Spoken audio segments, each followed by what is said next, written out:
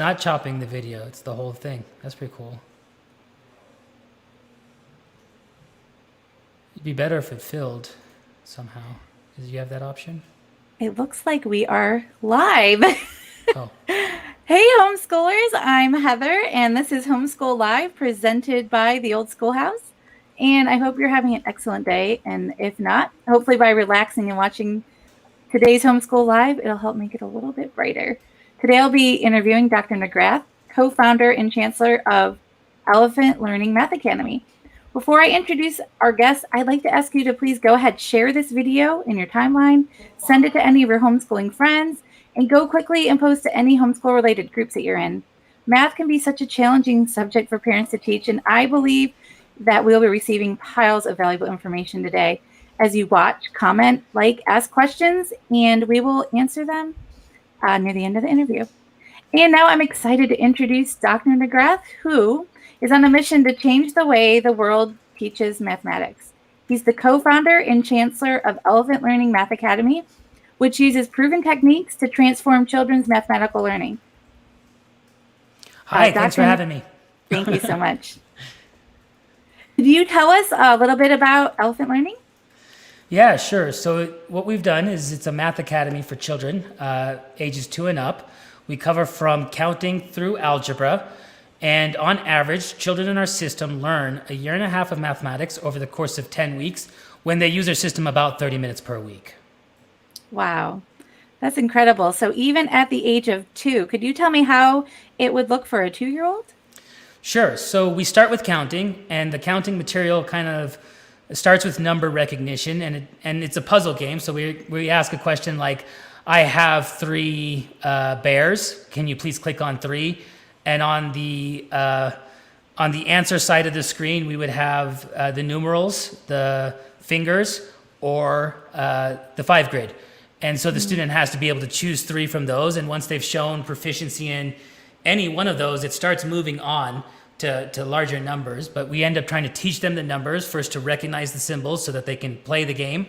And then after that, starting to go to higher numbers and so on. That's incredible. So if a child at that age doesn't understand looking at the numeral 3, what it is, there's an actual picture of a hand where it's showing 3 fingers that they could recognize that. So right. But we do it in 3 different ways, meaning that like they have to show proficiency with the fingers, but they also have to show proficiency with the numerals, and they must also show proficiency with 5 frame. Okay. Could you explain maybe what drew you to create this program? Sure. So actually, when I started this, my first child was on his way, and I met with a professor of mine, and I had also like been going to these entrepreneur meetings where like we had been talking about starting companies, or not starting companies, but like people who had these companies that were triple bottom line, meaning they not only had a measurable bottom line from a profit scenario, but they also had a measurable impact on the environment and on society. And so, I was approached by a professor of mine, and it just so happens that they had some software that they had created for preschool, kindergarten level, and they had a National Science Foundation grant that they wanted to apply for in order to expand the curriculum to further grades. And I began to understand what the problem was on this day. So like he had to explain to me actually what is the issue from a, I guess, societal perspective. And it was basically that children come into kindergarten not strongly understanding the numbers because there's a gap in understanding between what the school means by counting to 10 and what the parent believes counting to 10 is. Okay. And that namely is that the school believes counting to 10 is give me 10 things. The student slides over 10 and stops on 10. And many parents believe counting to 10 is say the numbers 1 through 10. So there's a big difference between the two from an understanding level. But what happens from there is that the students sort of get passed along until about 2nd or 3rd grade. Meaning that, well, they might not have full proficiency, but they're showing proficiency, so they're going to go from kindergarten to 1st grade. and they're going to go from first grade to second grade and so on. But they're always behind from a understanding perspective, from a language perspective, which is going to make the job challenging for both the teacher and the parent when they're speaking about mathematics to the student. Okay. Could you share with us how elephant learning can help homeschooling families? Sure. So what we do specifically for homeschool families is we help the parent understand exactly where the understanding level is for their student. And by doing that, we make the parent's job a lot easier because now you can tailor the curriculum to the level of understanding rather than talking over the student, which is where all the frustration happens for both the student and the teacher. Okay, so if my child is in fourth grade, but she is really on a second grade math level, when she goes into the program, I noticed there was something called an elephant age. So that doesn't say, so she wouldn't feel bad, right? If she's in fourth grade, but she's like a second grade, she just sees her elephant age and then can try to get higher. Can you explain how the elephant age works? Sure. So the idea for the elephant age, basically, I took from the Wii fitness age. So like, if you don't remember, like 10 years back, there was this Wii fitness thing, and I got on it and it said, you're like 40 years old. This was 15 years ago, sorry. So it said like, you're like 40 years old from a Wii fitness age. And I'm like, dude, I'm 25, so I gotta probably do something about this. And so the idea kind of came from that, right? And the problem was that, one, we didn't want to do it by grade level because, first of all, there's no standards for preschool and kindergarten. So like, there was not a way to calculate it per se. And then what we wanted to do after that then was kind of abstract it so that we could really talk about it from what is the average student outside of our system doing versus what your student is doing. And so what we did was we took the standards and the averages, and we used that to calculate an age of the average student in the classroom who would be then performing that standard if they were on track. And so then that allows us to do this elephant age thing. And so, yeah, basically, if you have a fourth grader performing at a second grade level, then it might show them an elephant age of 7, even though they're 9 years old. There is a way to turn that off, though the idea kind of is it should be a motivator. It's kind of the score to the game. And so you know that your student has math anxiety if they're asking you to turn it off, which is fine, and then you'll turn it off. We haven't made videos yet, but we intend to put videos there that we will then automatically send to the parent, right, to help them try to make a little bit more healthy habit around mathematics. And a lot of it actually comes from the understanding. So as the student goes through our system, they gain the understanding and then they gain the confidence. Okay. One thing I noticed that I thought was really neat is a lot of online programs will have the content that the child's trying to learn. They're trying to get through fractions or whatever. And once they get through the content, then the reward is a game. But I noticed you don't do that. Basically, everything's a game, but it incorporates math. Can you explain why you did that and how it works? Yeah, sure. So like what we did was we actually built a system that was engineered to empower children with mathematics, right? So like you said in the beginning, the vision is to change the way the world teaches mathematics. The way we accomplish that is we empower children with mathematics. The more children we empower with mathematics, the more people have to turn their head, look at what we're doing, and say, why aren't we doing that? And so from there, we engineered it down. And what we found out was that there's psychological research that says if you do activity A in order to do activity B, then activity A becomes work. So like this might look like, well, I'll let you watch television if you take out the trash. And so now taking out the trash has just become work. Well, we don't want that to happen with mathematics. That's what's helping feed the math anxiety. Well, I'm not even supposed to be doing this. This is work. And so like what we did was we took that factor away and then we thought about it like a puzzle game. So think about it like Angry Birds, but for mathematics, right? And if you set that expectation correctly with your student as they come into the system, they're not expecting a Fortnite. They're not expecting to be entertained. They're expecting to be challenged by a puzzle. And so that's what it feels like to the student. And we're really trying to encourage that kind of healthy relationship with mathematics. Right. So, I mean, parents watching, if you know that you have a child that likes a challenge, I mean, this would be perfect for them. And what grade, again, does it go up to? Because we kept talking about the younger grades, but this goes up. I mean, does this go all the way through high school, or what age does it go up to? Well, right now we cover through algebra. We intend to Okay. cover more, though we might turn it into two separate platforms because there's a change that happens at about algebra where mathematics stops becoming about the vocabulary. Like if you think about it, addition, subtraction, multiplication, division, fractions, decimals, percentages, that's all vocabulary. Now you get into algebra and we actually start having conversations in mathematics. But if you didn't understand what came before, you're dead here. And this is actually why we see the stats looking like they do. Like the children in America keep up with foreign countries right until middle school, which is where algebra happens, and then we drop off. And it's because the stats out there show that 80% of students are behind from an understanding perspective, even though they might be performing. Wow. Could you describe what you see as one of the biggest challenges that in math that students face today? Well, that's what it is, right? So, and you got to imagine kind of like what it's like for this student. And, to be honest, many of the people watching the show have had a similar experience where you're sitting in class, you don't understand what the teacher's talking about.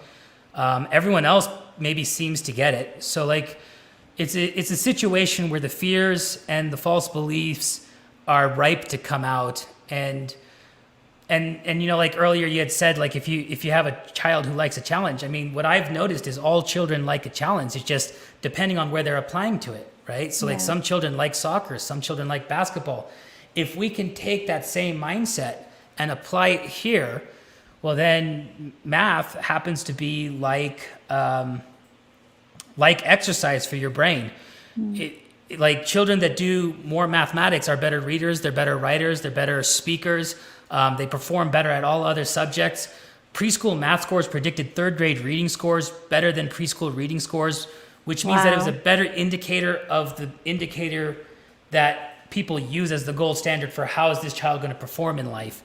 And so this is something that I think people need to focus on. And to wrap it back around, that's why we're doing it. I just know that if I empower children with mathematics, I'll be able to create an organization that should be able to take care of its employees.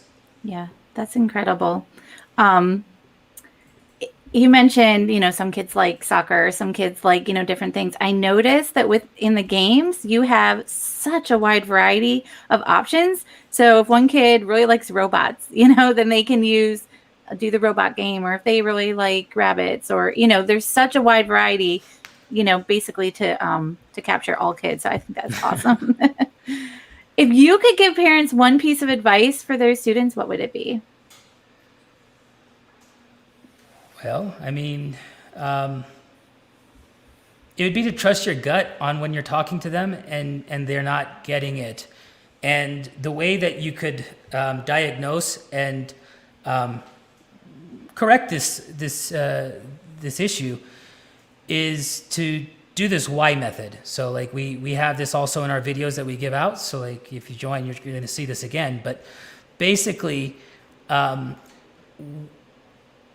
your student why they believe the correct answer is the answer that they came up with. Don't let them feel wrong. Don't make them feel wrong, because if they feel wrong, they might shut down. They may not speak with you on this, right? You need them talking with you as a coach. And that's another difference that we could talk about in a second. But basically, let them answer incorrectly. Ask them why they believe that's the correct answer. And when they tell you why, you're going to be able to see what the misunderstanding is. It may not even be the mathematics. We've seen like other things play, right? I have a friend of mine whose daughter was in the system, and I gave him this why method, face to face. So he was going to go use it. And basically, he said his daughter was having some problems with the problem that he gave her outside of the system. And he found out that they conflated the words older and taller. And so he was then able to distinguish that taller means this and older means that. And she was back on track with subtraction. Wow. And so this is really important just for the student learning the language. You got to remember, education at its basis is just making sure that the student does understand the English language as it pertains to all these different types of jargon that we're putting out there. For example, mathematics, social studies, English, etc. So as you're saying that, it makes me think that, I mean, really, this is a supplemental product that parents can use along with their curriculum that they already have. But I did notice that in addition to like the games, when I would look at it, I saw that there was options for the activities that a parent could do with their kid. It would show what the child was struggling with and what the parent could do. So I like how there was that hands-on activity to keep the parents involved. It wasn't just, okay, just go on the internet and learn math, but it kept the parent involved. Could you explain how that works? Yeah, absolutely. So this was one of the things, like just on day one, right? I mean, so my background after receiving my PhD in mathematics was I went and started a contract software engineering firm where my main contract was someone who was kind of like enamored with Apple products. So I had to think about like, well, how does Apple do what it does? And on that day when my professor told me about this problem, I literally thought about what would I need myself to ensure that my child understands these topics. I mean, he just literally told me that mathematics dictates your trajectory in life from the perspective of like how successful you're going to be. It dictates what profession you're going to go into. So I thought, well, I want to make 100% sure that my kid gets it. So, excuse me.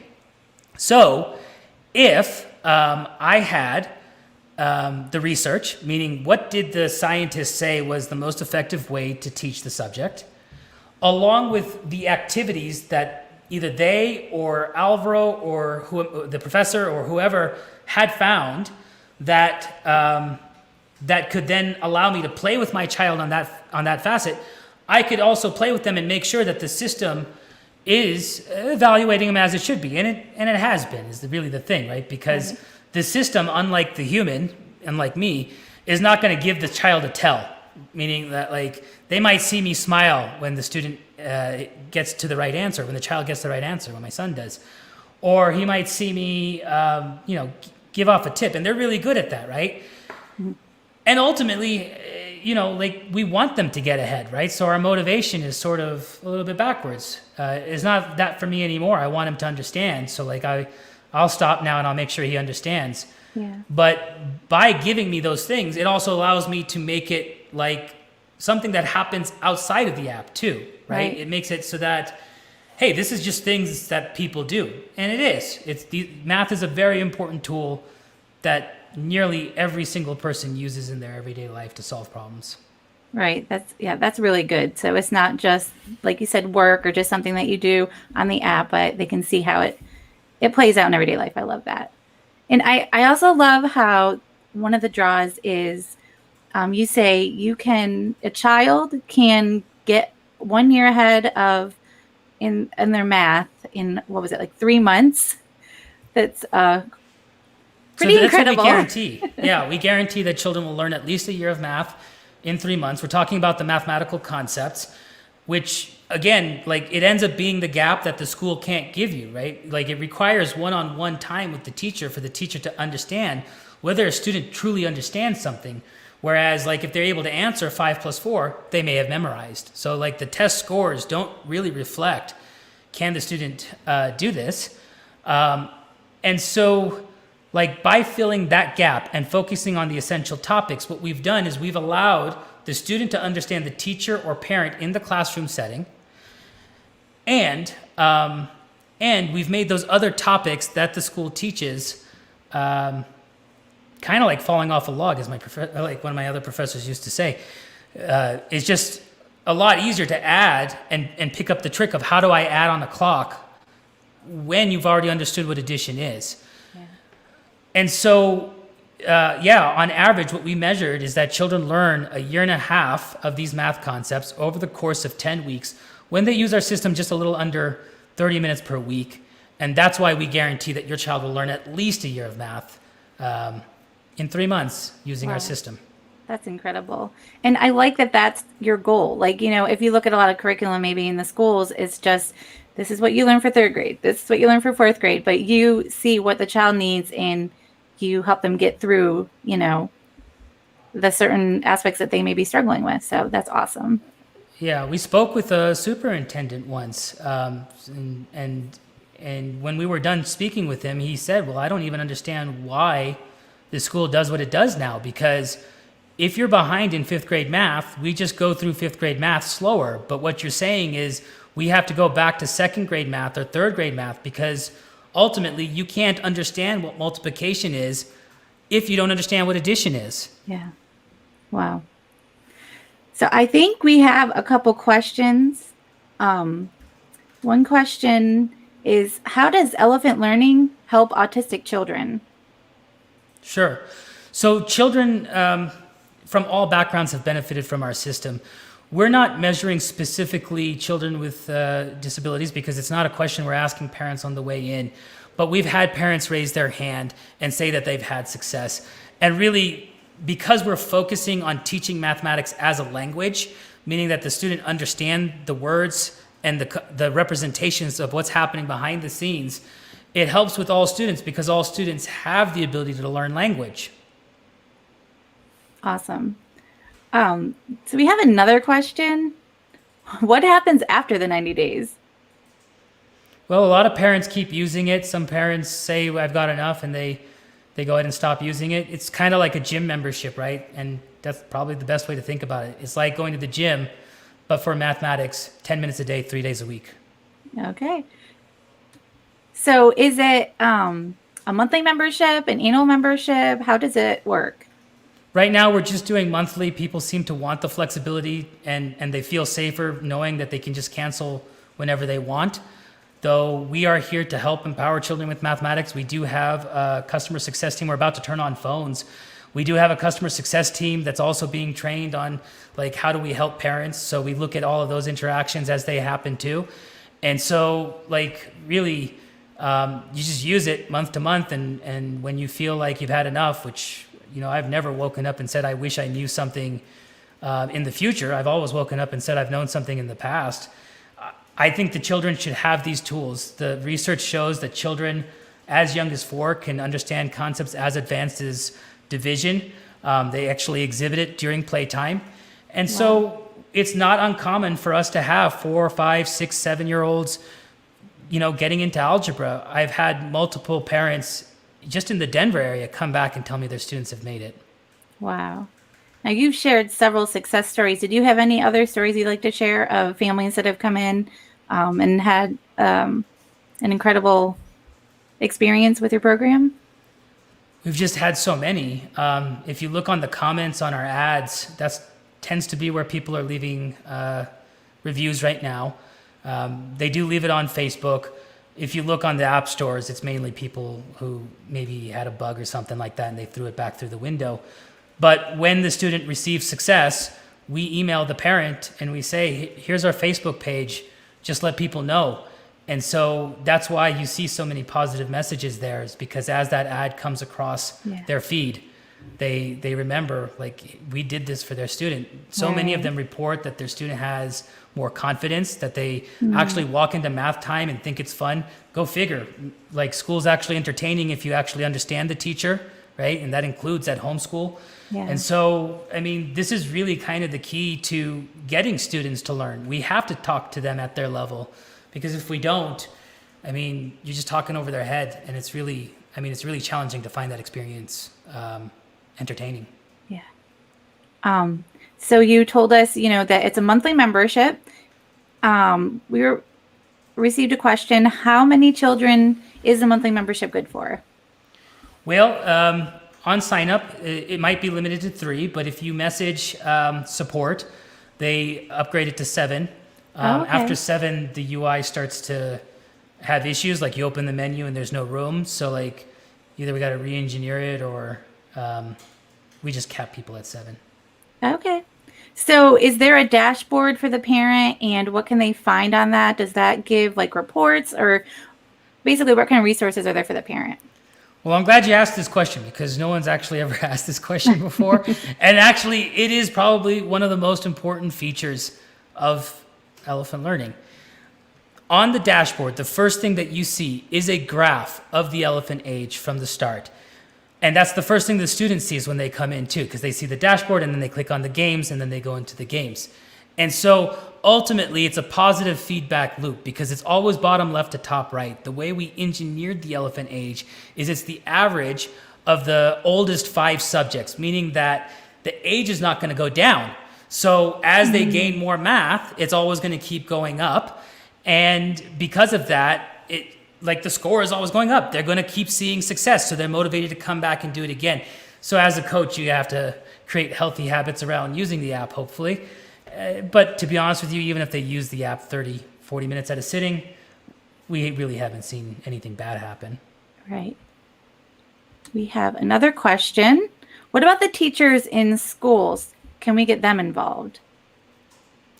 Yeah, so what we've done is we've created a dashboard for teachers. And I'm thinking about how do I engineer a product that I can stick into a system to help then the system become functional. And so what we've done is we've been able to allow the parent to share the data with the teacher. And if you share your data with your teacher, they're then going to be able to see what the student understands and doesn't understand as detailed as you see it on your screen. But then the problem for the teacher is that they have 30 students. So if we could get all 30 students into that system, they would see a dashboard where the cohorts of people are already kind of marked out for them. In other words, they would see the student's elephant age and how much they've been using the system. And it breaks down into a quadrant system where they can then say, well, these students should use it more so that they can use it enough so that they get the results and they'll float up. And these students need some help versus everyone above this line is actually kind of above where I'm teaching right now. So they should understand me. Okay, awesome.